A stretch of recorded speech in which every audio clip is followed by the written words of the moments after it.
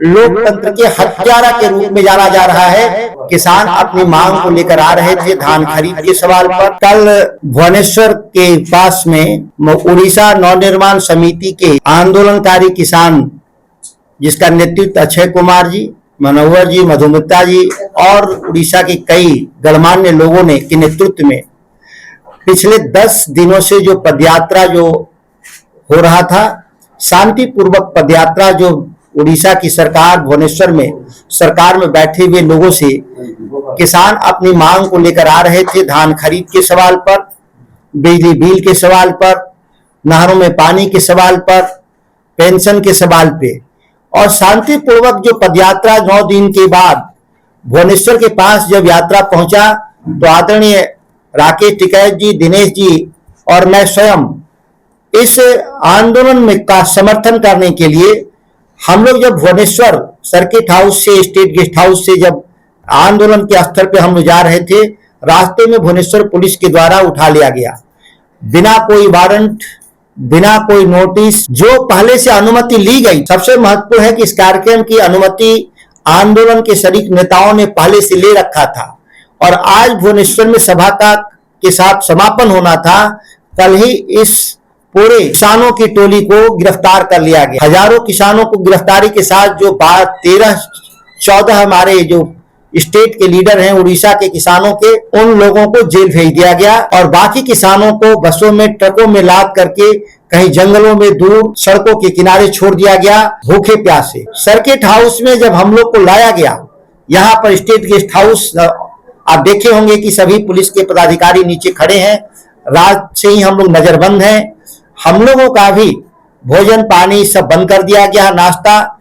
और एक झूठा बहाना कहा जा रहा है कि राज्य में भुवनेश्वर में गैस की किल्लत, यह केवल अकेला किसानों के साथ नाइंसाफी के साथ संसदीय विशेषाधिकार का मसला है। जब देश का एक सांसद किसी देश के किसी अन्य हिस्से में नहीं जा सकता, आंदोलन में शरीक नहीं हो सकता, लोगों की बात नहीं कर सकता, तो यह देश में घोषित आपातकाल इसको मानते हैं। घोषित नहीं, यह घोषित आपातकाल की तरफ बढ़ रहा है।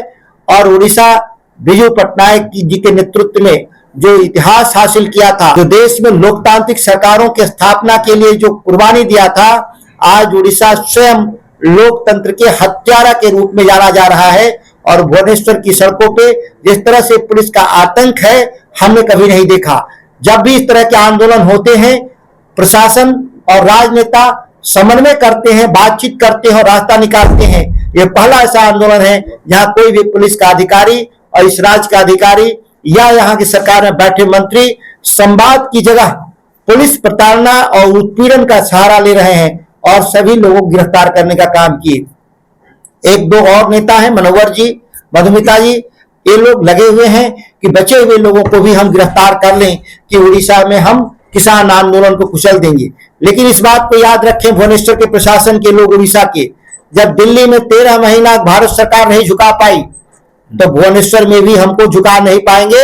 संयुक्त किसान मोर्चा इस आंदोलन को स्वयं नेतृत्व करेगा और उड़ीसा के जिला मुख्यालयों से होते हुए भुवनेश्वर में एक बड़ी सभा संयुक्त किसान मोर्चा राकेश टिकैत जी के नेतृत्व में करेंगे।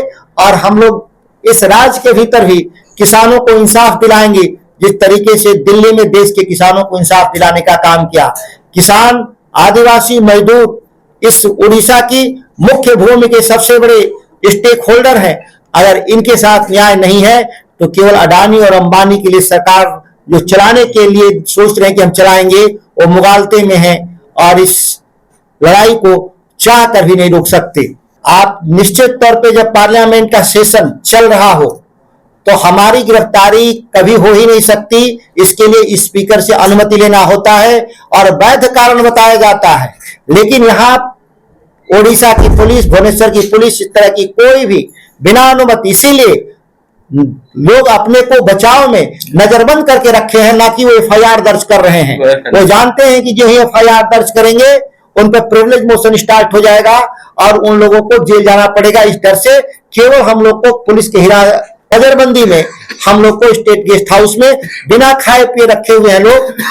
बाहर से हम लोग चाय पानी मंगा कर पी रहे हैं और यहाँ पे इतने बड़े राज्य के भीतर गेस्ट हाउस के भीतर भी एक भोजन और नाश्ता तक बंद कर रखे हैं। यह हमारे संसदीय विशेषाधिकार का मसला है और ह्यूमन राइट्स का भी मसला है। और हम राज्य के वो किसान जो पैदा करते हैं भोजन, वो हम ही लोग के लिए करते हैं, सबके लिए राइट है। और इस राइट का जो वायलेशन है, हम लोग निश्चित तौर पे कल पार्लियामेंट के भीतर देखिएगा, उड़ीसा के सवाल पे हम लोग खड़ा भी होंगे और यहाँ पर टिकैत आगे की जो लड़ाई है उसकी टिकैत आदरणीय टिकैत साहब उसको ब्रीफ करेंगे।